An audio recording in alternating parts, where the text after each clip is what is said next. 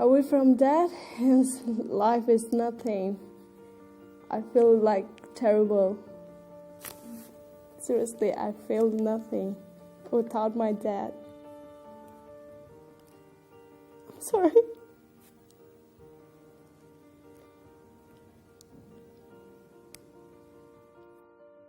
Nayser and his family fled Burma for good reason. They're Rohingyan, and the UN have described the Rohingyas as one of the most persecuted minorities in the world. The family fled together. They were meant to come to Australia together, but the van that was to take them to the boat in Indonesia was full. And Nayser said to his family, "You go ahead, I'll be right behind you," but another car never came.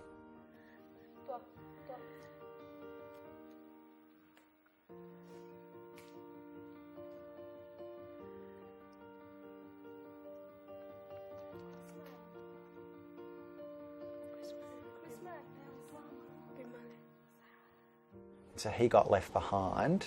His family arrived in Australia before him. They're rebuilding their lives in safety in Sydney. He spent the last 3 years warehoused on Manus Island. And that's very painful for him, obviously. Yeah. Hello. Hello?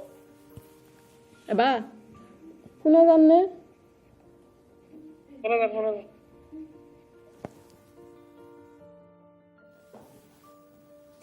I feel every day, I cry every day, every time.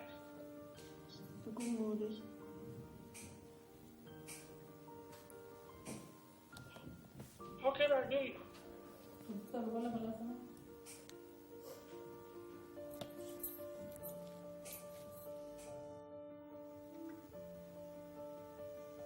I don't have a life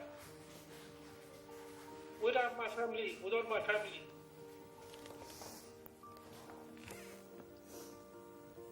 How can I live? How can I live here without my family? I cannot eat, I cannot sleep well. How can I live in here? Okay.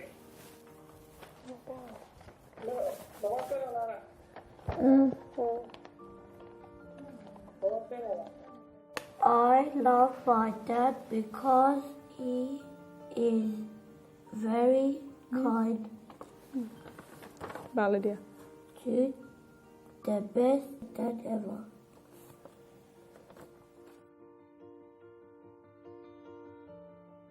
He just wants what every father and husband in the world wants, and that's to come home at the end of the day and enjoy a meal with his family.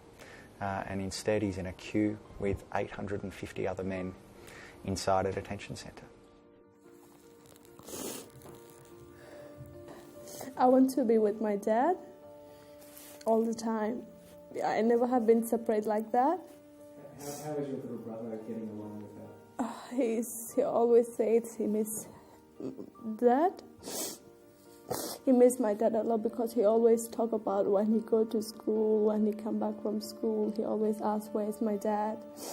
If he sees his friend with their dad, he feels like lonely. He always says that. I think we know that the politics around all of this is toxic, but when you sit there with a father and a husband and you listen to him talk about his wife and his kids and how much he misses them every night at every dinner time, you think permanently separating this family, permanently punishing this man is not the solution to any policy challenge.